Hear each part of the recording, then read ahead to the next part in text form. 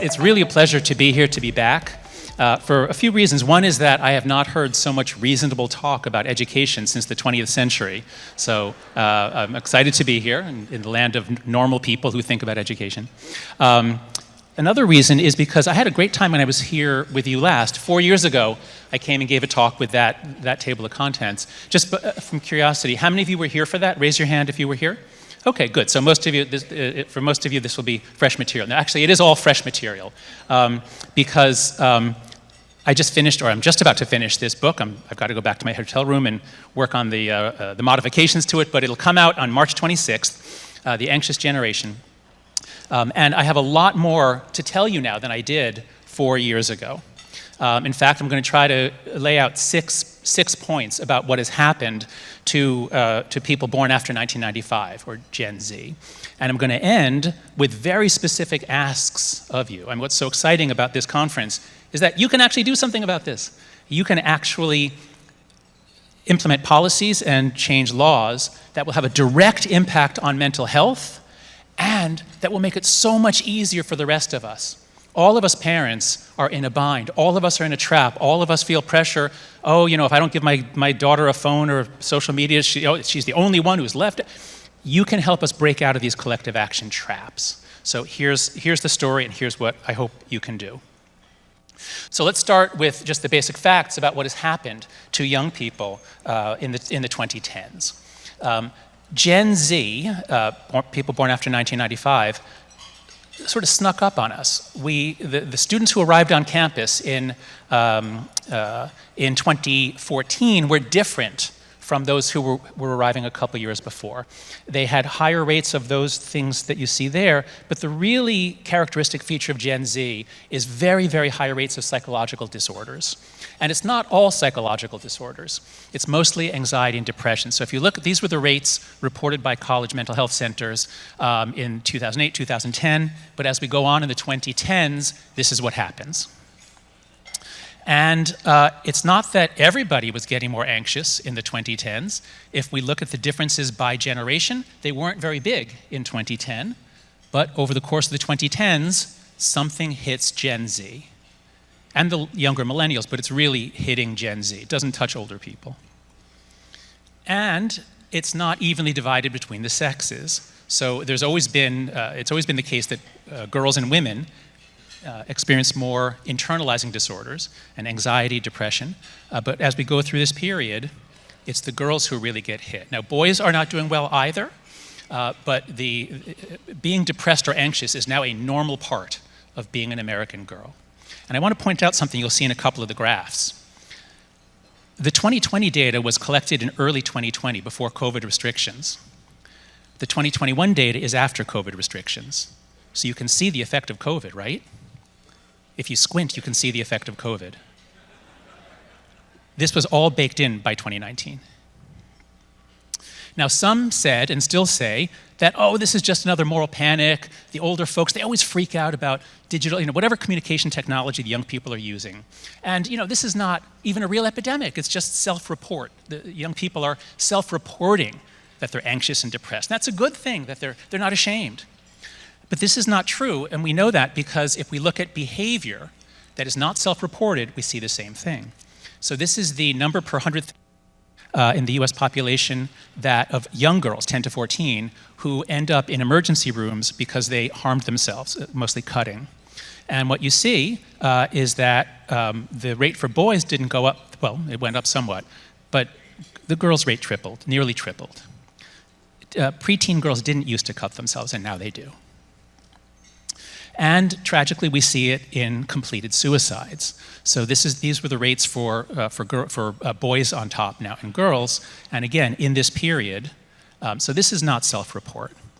And there's a really striking, shocking feature of this graph, which is a 67% increase in suicides in 1 year. What happened in 2012 such that many more girls were killing themselves in 2013? Well, 2012 is the year that all the girls got on Instagram. And it's not just here. It's happening in all of the English-speaking countries. Here's self-harm data in the UK, same in Australia, New Zealand. Looking at it a different way, in Canada question, is your mental health excellent or very good on a 5-point scale? And the top line there is the young girls, the teen and young girls, young women. And what we see is they used to be the happiest, and then in the 2010s, they plummet, and now they're the least happy. So why? Why do you suppose this could be happening at the same time? In many countries, it's happening in the Scandinavian countries too, I've looked at those as well. And why is it hitting girls, and especially younger teen girls, the hardest? I wonder why that could be.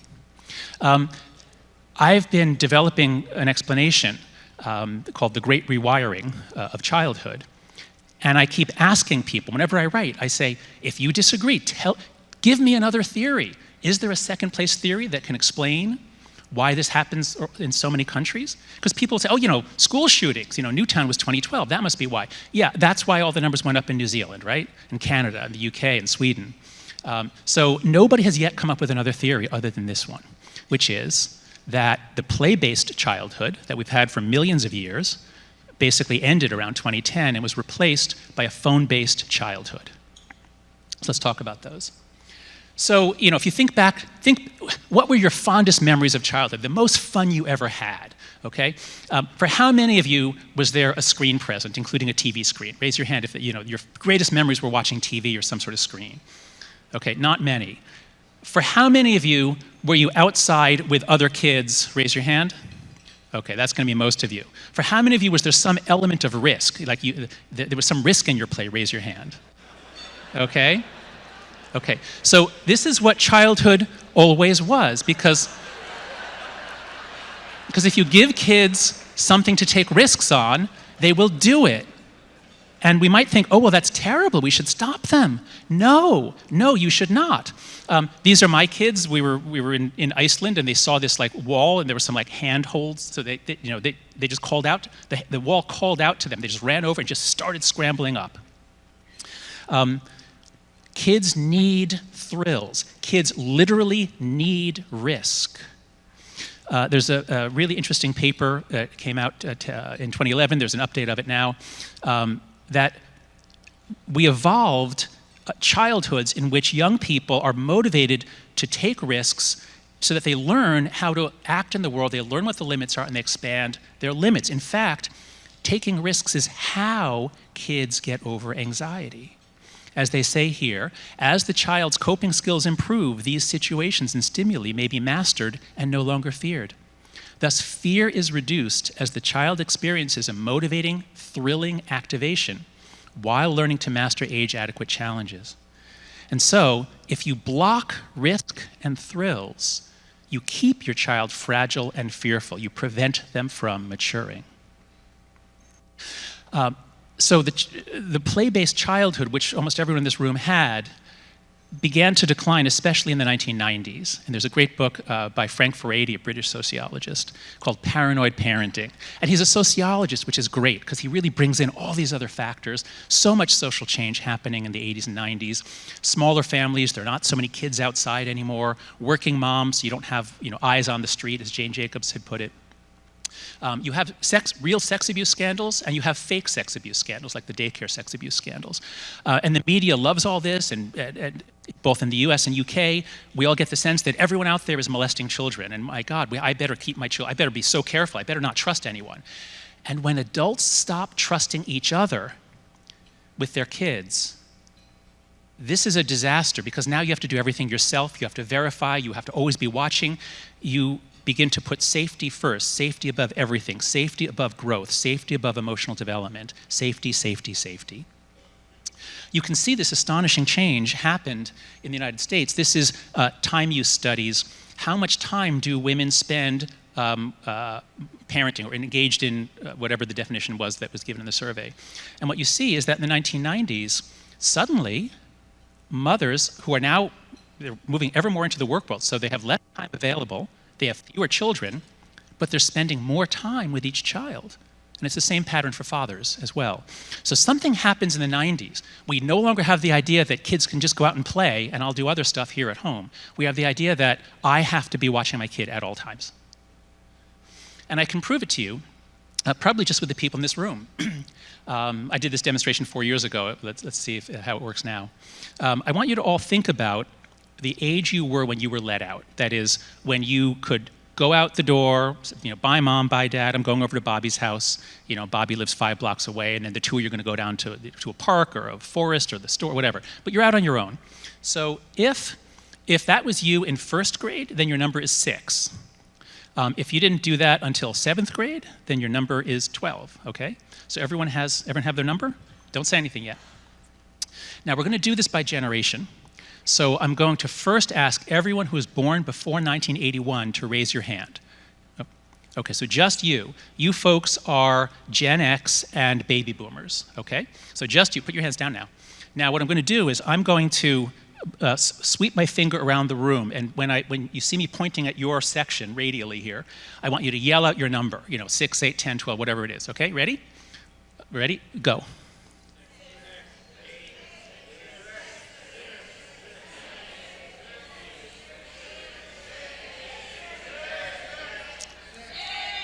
Okay, so there's a battle between the 1st graders and the 3rd graders. Okay, now let's try it with Gen Z. So that's what I always find. Now let's try it with Gen Z. I'm going to skip the millennials. I'm sorry, but you're just not that interesting because you're transitional. You're just in the middle. Okay. Okay, so I assume we have some Gen Z in this room. So if you were born let's even make it 1995. If you're born in 1995 or later, raise your hand high. Okay, we don't have a lot, but we have a dozen or 2 dozen. Okay, so now Gen Z, we're relying on you to yell it out real loud. Okay, everyone, please be very quiet. Very quiet. Shh, shh, shh. Okay, just Gen Z. Just yell it out when I point to you. Ready? Go.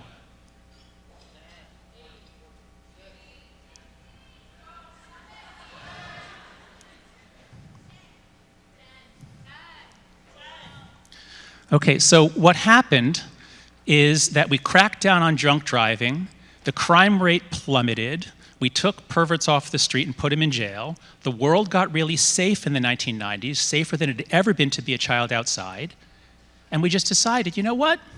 You have to have 2 digits in your age before we'll let you outside. And so childhood completely changed, and look what we do to kids now. This was sent to me by a friend at Berkeley. This is an elementary school in Berkeley, and you see kids on a playground, and there's a sign behind them. What does the sign say? Football rules, and it gives you rules for how to play football.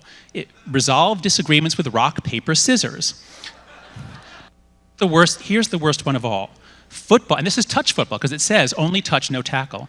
Touch football can only be played if an adult is supervising and refereeing the game. Because if not, children might learn skills of negotiation and conflict resolution that are necessary for democratic society. It gets worse. Tag. How do you play tag? We have to tell kids how to play tag. Once again, resolve disputes with rock, paper, scissors. 1 finger touch, because you don't want to hurt the person when you tag. So 1 finger. The kids are delicate. And so what we are doing, what schools are doing when they do this nonsense, is they are creating a cycle of incompetence, which goes like this. Adults now assume social and physical incompetence of children. They can't do anything. They'll get hurt if they try. So we ban risky play and conflict. We don't understand that they're anti-fragile. They need risk, they need setbacks, they need conflicts. So we ban things that would help them grow. Guess what? This causes kids to be socially and physically incompetent. What effect does that have? It validates our assumption that they are socially and physically incompetent. And so you get things like this, which I recognize as a college professor. We've created a safe, non-judgmental environment that will leave your child ill-prepared for life. And that's why I think, beginning in 2014, we had students on campus saying, we need protection from Shakespeare, Aesop, anybody who might say anything that might offend anybody, because words are violence. Words can hurt. Literature can hurt. So that's the decline of the play-based childhood, and that's the essential backstory to the really dramatic change that happens between 2010 and 2015. There has never been a social transformation as fast as this one. So this is a graph. This shows technology adoption, and when radio comes in, there's always a period when everyone seems to be getting it. So the curve goes up very, very sharply until it gets to 90%. So radio came in very fast, color TV came in very fast. I'm showing you this because I didn't realize until I found this graph that the internet came to us in 2 distinct waves. And the first was amazing. So we got personal computers in the early 80s, but what could you do with them? WordPerfect, WordStar, whatever it was called. But then once the internet comes in, wow, the internet is incredible. And now there's really a reason to get a computer. And do you remember how we all thought that this was going to be like the best thing ever to happen to democracy, right? And this was going to be the best thing ever to happen to education. Like, wow, this is going to be a golden age, the end of history, endless progress and prosperity. But then the second wave comes in. Social media, which begins around 2004, all the major platforms, and the smartphone. Now, the smartphone is adopted faster than any technology in human history. In 2010, most kids didn't have one, and by 2015, they did. And that's, I believe, why mental health plummets around the world between 2010 and 2015. We went from this, a childhood where kids were out on their own. In the 1980s, it was considered just normal for a 9-year-old kid to ride around on a bicycle with an extraterrestrial in his basket. That was just what kids did. But by 2015, that had become impossible because this is childhood today. A child sitting alone with a device. This decimates their social life. Again, time use surveys. How do Americans spend their time? How much time do you spend with your friends on a typical day? And as you see, young people spend a lot of time with their friends until 2012. I mean, what else are they going to do? Older people, we're married, we have jobs, we're not hanging out with our friends all day. But 15 to 24, you're hanging out with friends until you all get iPhones. And then you stop hanging out with friends. And here again, I want to point out, 2019 was before COVID. 2020 was collected after COVID began. Do you see the COVID effect? I don't. Because technology had already caused American children to be socially distanced before COVID arrived. Now, obviously, COVID decimated it was bad for many kids, but what I'm pointing out is that in terms of their sociality, on average, the decline wasn't any bigger than it was the year before. And even if they're with their friends, they're not really with their friends. And it's not just the teenagers who are living this way. This is a video someone sent me last week, a video from TikTok. A father was very proud of his son. Look at the amazing things that his son can do. Watch this. He just sits there. He can play a video game. He can build a Minecraft thing. Now imagine a boy's brain, hours a day, doing that. That's going to change neural development. And we give our kids smartphones at very, very young ages. It keeps them quiet. It entertains them. We can do our work. A friend just sent me this in his child's daycare. They have toy iPhones, so the babies can do what mom and dad do. And then this is something that you'll find on the internet. This is a child in China, presumably, and he's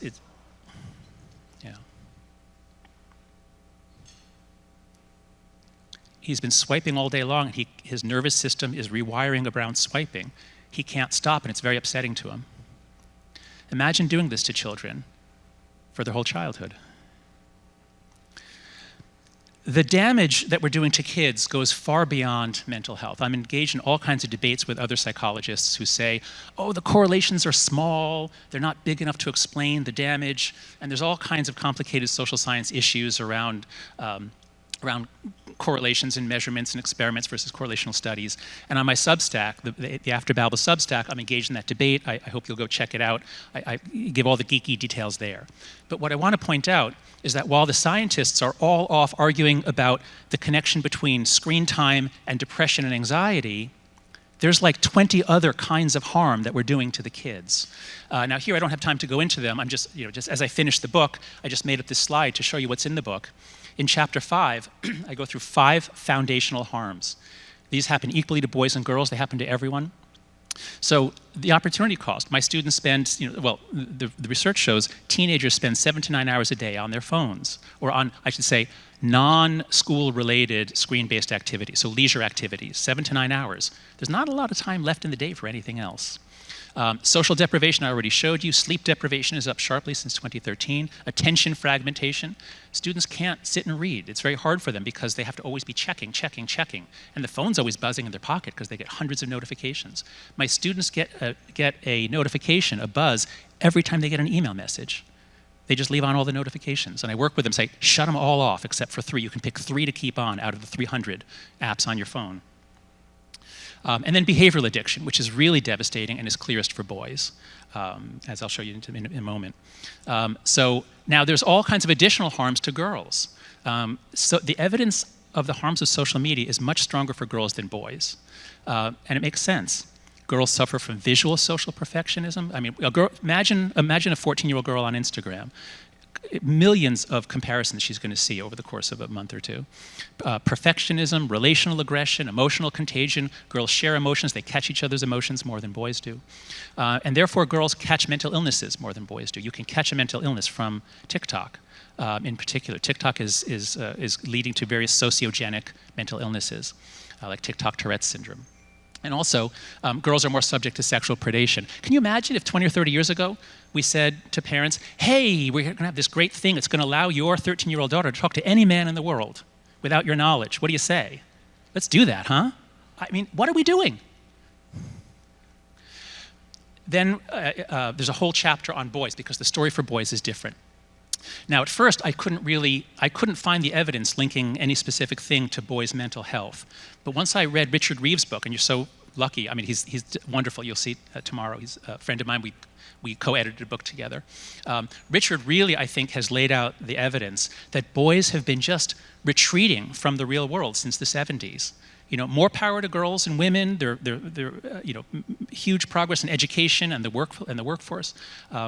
But boys are disengaging from school and work and family and marriage and parenting. And this is, of course, a disaster for society.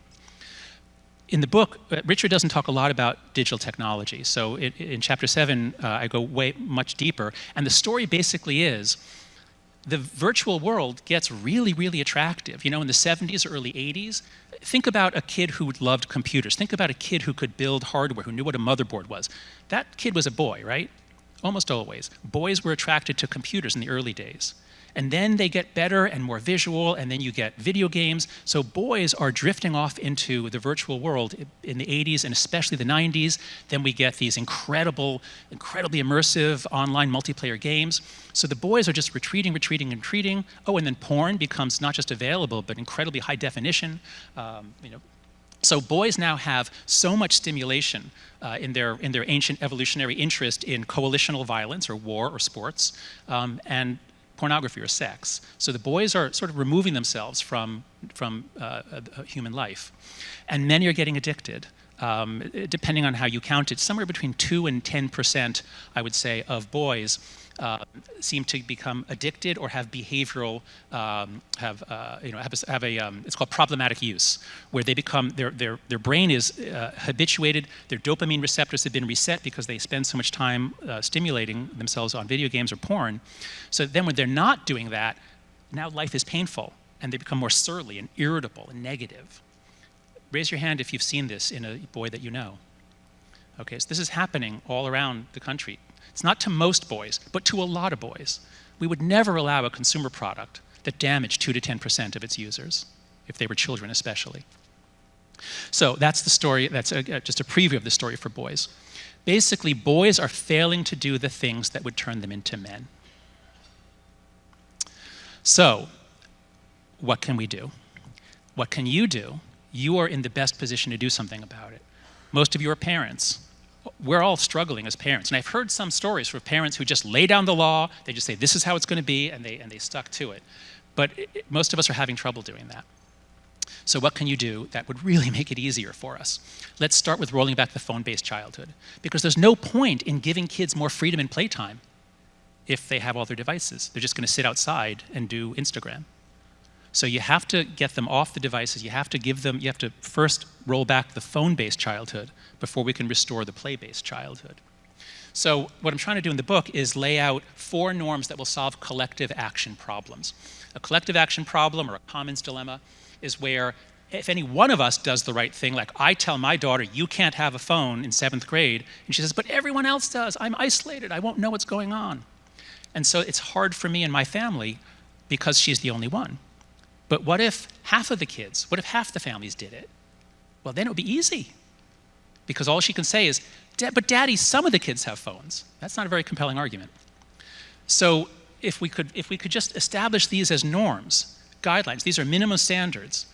No smartphone before high school. It is insane to give a distraction device, an experience blocker, basically, to a child, especially when they're just beginning puberty. Now, yes, you want to be able to text your child, you want to be able to communicate, give them a flip phone.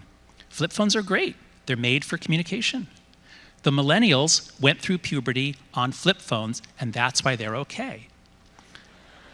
Gen Z went through puberty on iPhones and Instagram, and that's why they're not okay. Second norm, no social media before 16. I'm not saying 16 is a safe age. It still will cause some damage, but not nearly as much as at 13. Right now in the US, the law says the age of internet adulthood is 13. That was set in COPPA, had nothing to do with mental health. It was about when kids can sign contracts with tech companies to give away their data. So it was set to 13 with 0 enforcement. As long as Meta doesn't know that you're underage, they're fine. In fact, until recently, when you go to open an account, they suggest that you were born 13 years ago, and then you can change that. So let's raise the age to 16 and then enforce it, and thank you to the states that are doing that. Third, and this is the easiest one and the most urgent, this is the one you can get done by September, which is phone-free schools. It's completely insane to allow phones in schools. I'll show that in a moment. And then I'll get to the next, the more free play we'll get to in a moment. So I wrote an article in The Atlantic called Get Phones Out of Schools Now. I reviewed all the evidence on what happens when kids have phones in schools. I mean, if some kids are texting, everyone has to check, otherwise they're left out, and everybody else will know something that they don't know. That's why, as we heard Ian say, kids used to go to the bathroom a lot more when they were not supposed to take out their phones, but they had them. The only way to stop kids from checking their phone is a Yonder pouch or a phone locker. If you just say, as my kids' schools did, oh, we have a phone ban, you're not allowed to use your phone during class, you have to keep it in your pocket. That would be like a heroin recovery clinic that said, you can take your heroin into our facility, but you must not shoot up in the bathroom. So there are all kinds of harms that come from kids having a phone in their pocket. So already it was referred to this morning, I think Ian referred to it, that NAEP scores dropped off because of COVID. You can see that drop there, right? We're all concerned about that, and that is a big drop. But actually, the drop began after 2012, because once kids have a distraction device in their pocket, they're not capable of paying full attention to a teacher. They're not capable of paying full attention to the kids sitting next to them in the lunchroom, because they have their phone in front of them. They're all multitasking. Nobody is fully present. There's a beautiful line from Sherry Turkle at MIT. She said, because of our phones, we are forever elsewhere. And it's not just academic progress that tanks when kids have phones in their pockets. It's also social belonging and inclusion. So buried within the PISA survey, a friend in New Zealand alerted me to the fact that there are 6 items about loneliness and belonging in school. And what you see there is that from 2000 to the 2012 administration, there was no real change in how students responded to that. This is the percent who responded above a certain threshold on 6 items like that. But then what do we see? By the 2015 administration, most of the kids have smartphones, and now they do feel lonely in school.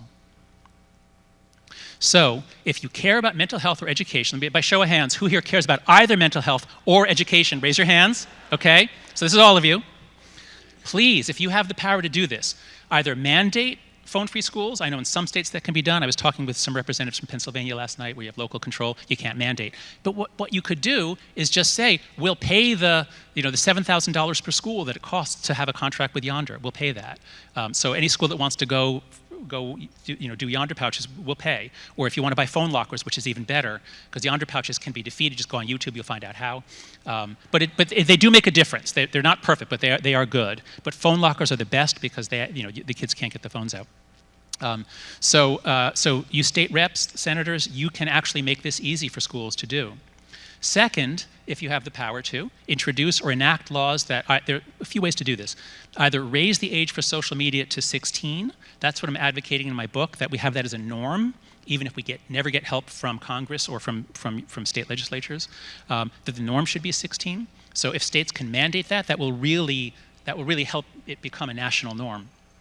But I think the Utah approach of saying, you know what, if you're a minor, you need your parents' permission, I think that's also good. So saying that until you're 18, you need parental permission. Either approach I think is good, but I think we need to have a national consensus that social media is a product designed for adults, zero safeguards for children. It was never thought about. It now is known to be very dangerous for children. We just should not have children on social media. Okay, and then the last part of my talk, so that was how you can roll back the phone-based childhood. And I really want to emphasize this. If you just take away all your kids' devices and say, oh, this NYU professor told me this would be good for you, so I'm taking away your devices. Go ahead, have fun, look at the wall. Okay, so you can't just do that. You have to give them back a play-based childhood. You have to really help them spend time with friends, with other kids. That's what they need to be doing. So how can you do that? So of the four norms, how do we give far more free play and independence? Now, everything I'm about to say was either written or developed by my friend and colleague Lenore Skenazy, who wrote the wonderful book Free Range Kids. I urge you all to read it. It really changed the way my wife and I raised our children. We trusted them more. We let them out in parks in New York City. They had a great time. And so Lenore and I co-founded an organization called Let Grow. I hope you'll all go to it, letgrow.org. And we have some very, very simple programs, and they cost essentially nothing, like zero. So here's what we put in the book. Lenore helped me write these chapters on what schools can do. So if we want a playful school, that is, the kids are starved for play. Kids get very little play. Convicts in high security prisons get more yard time than children in school do, even in first grade. So there's some very simple things you can do. Please give or mandate or encourage longer recess. Think about when you were a kid. Would you be fine with one 20-minute recess? That's horrible. Kids need a lot more recess than they're getting. And if you think, well, they need to work on their academics too, well, yeah, give them more recess, give them more play, and they'll be able to focus more, they'll be able to learn more. And a really easy way that costs, again, almost nothing, and doesn't take away from academic time is open the playground 30 minutes before class. Let them run around before class, rather than rushing to school, getting in their seat, homeroom. So you can add play in the morning. You need one person to be around. Now, they should not supervise. You don't want someone out there blowing the whistle saying, no, you don't you touch him, don't you? You just want someone in case someone gets hurt. But the kids need minimally or unsupervised playtime. Another program, it's so simple, is we call it the Play Club. Most kids are stuffed full of after-school activities. Piano lessons on Monday, soccer practice on Tuesday, math tutoring on Wednesday. In other words, we're turning into Korea, where kids have no childhood. They just study all day long. And this is really bad. Of course, there are some after-school activities, and learning some things after school is good, but what they most need is to play. They need to play with each other. But how do I find other kids? They're all on their video games at home. So we have a manual on how to do this. It's very simple, but you identify one day. Let's start with Friday. Friday's the best day. Start with Friday. On Friday, your school offers Play Club, and parents can sign up for it. It's a regular after-school activity. Every Friday, after school, your kid and 25 other kids have Play Club. They're just on the playground. And you put out loose parts play, you put things out for them to play with, not just the swing set. And they will invent stuff. If you just give them stuff, junk, boxes, they'll invent stuff. They'll have an amazing time. And they'll have such a good time on Friday that they're going to say to each other, hey, what are you doing tomorrow? And then they'll meet up and play on the weekend rather than just doing video games all weekend. So it's so simple, but we need a central coordinating device to help the parents do this together. And finally, our most powerful program is called the Let Grow Experience, or the Let Grow Project originally. So again, go to letgrow.org, you'll find the instructions. Basically, it's a homework assignment. This is important. The teacher assigns this to the kids. The kids go home and they say, Mom, Dad, I'm supposed to do something new on my own, something I haven't done before, and I'm supposed to do it without you. Let's think of something. You know, I think I'm ready to walk the dog. Or I think I'm ready to go to the store down the street and buy a quart of milk. What do you think? And then, so the parents and children agree. The kid does it. They almost always succeed. And if they fail, they learn even more, and then they try it again. So they do it, and they come back, and they're just jumping with joy. I did this with my own daughter. They're just jumping with joy. It's very exciting. Then they go into school, and they just write down what they did. It's a leaf on a tree, and they're building a tree. And if you do this, when kids do this multiple times, like if you just do this 10 times, 10 weeks in a row, what happens? Lenore and a colleague wrote an essay in the New York Times about what happened. This actually reduces anxiety. It was a very small sample size. Camila Ortiz was the colleague who did the research. It was a small sample size, but it's very promising. And this is what the parents all say, that their kid is less anxious, but here's the most important part. The parents are less anxious. The first time you let your kid walk 6 blocks to get a quart of milk, you're going to be like, oh my God, is she ever going to come home? Like, what if? And then she comes home. And then you do it again. And by the third or fourth time you do it, it's like, oh yeah, can you go get us, go get some orange juice? Sure. And that's normal childhood. And then the last resource I want to give you is I want to ask you to pass a reasonable childhood independence law. Because in the United States, it is not technically illegal to let your child out, but it's ambiguous. And if you send your 8 or 9-year-old kid down the street to the store and a neighbor calls because she hasn't seen an unaccompanied child since the 90s, what is that thing? Quick, call 911.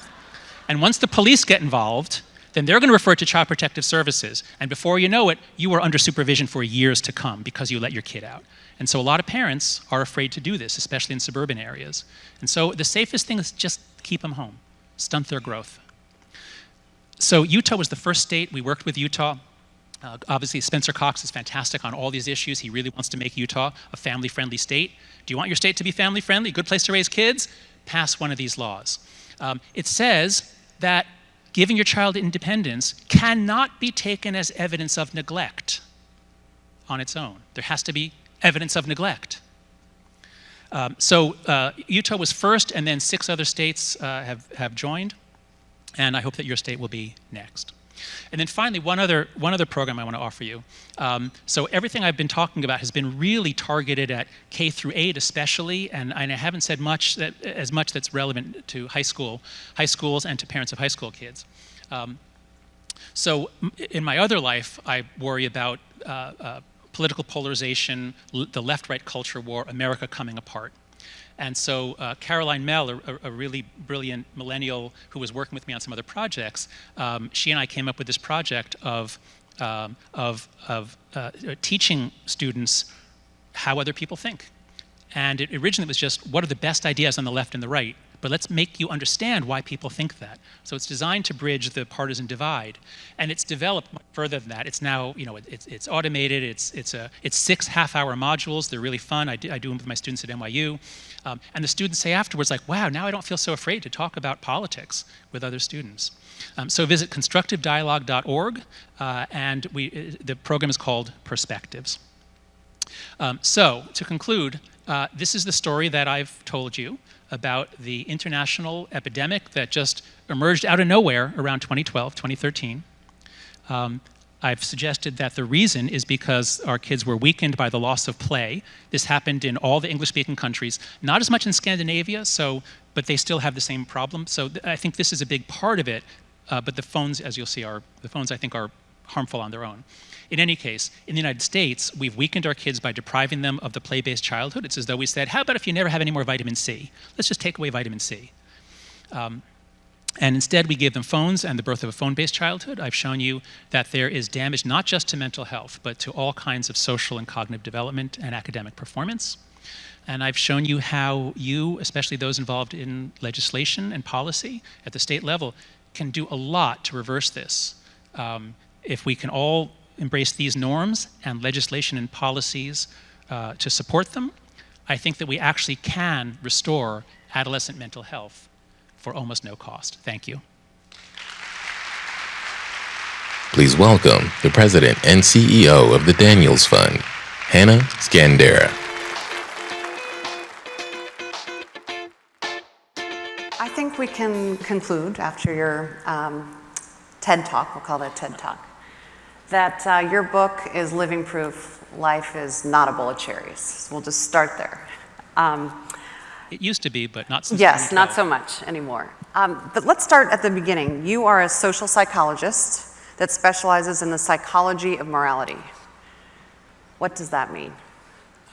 So when I was in graduate school, getting my PhD at Penn, I picked the topic of morality, and I began to notice that, morality is really different around the world, but yet there's so much that's similar. If you read, you read the Hebrew Bible, you've got all this stuff about purity and pollution, and then you read an ethnography, far away, similar practices around purity and pollution. So I got really interested in how is it that our brains make us respond to certain things about the world, things like care, fairness, authority, liberty, loyalty, purity. So that's what I began doing, and then it turned out that the American left and right were becoming as different as different countries on opposite sides of the planet. Yeah. I was reflecting as you were talking, do you think this is more of, as you were talking about young people today, is this a parenting issue or is it a social media issue? How would you differentiate those two? So we're used to thinking that parents have a lot of influence on their children.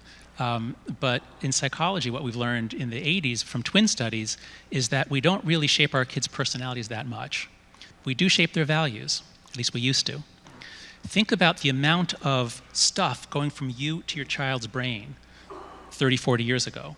You would talk to them at meals, let's say. So you had some input. You would take them to events, take them to church or synagogue. So parents used to have some direct input into their children's brains. Once they get a smartphone, now you've got 1,000 times more stuff coming in from the phone, and they have to pay attention to it or they're left out. Yeah. There really isn't much room for you to have any influence on your kids anymore. I'm exaggerating. Obviously, you can have some influence, but not nearly as much as you could have 20 years ago. So in a sense, it's a parenting issue, but this is a problem that parents can't really solve on their own. I mean, parents who really try hard and are willing to put up with, with all kinds of difficulties and are willing to monitor, I mean, it's hard. And my goal is to make it easy for parents who are already harried. And this is also an equity issue because married parents, so, it used to be we thought, the digital divide, rich kids have computers and poor kids don't. We need to get everybody a computer, we thought. Not really, at least not in class. Now it turns out that rich kids with married parents have the least screen time and the safest digital lives. Whereas single parents without much resource, they just let the kids be on screens all day. What else are they going to do? Yeah. So, yeah. Yeah. You provided some norms that if we implement and abide by these norms, things would probably be better. And you alluded to your own family and your kids.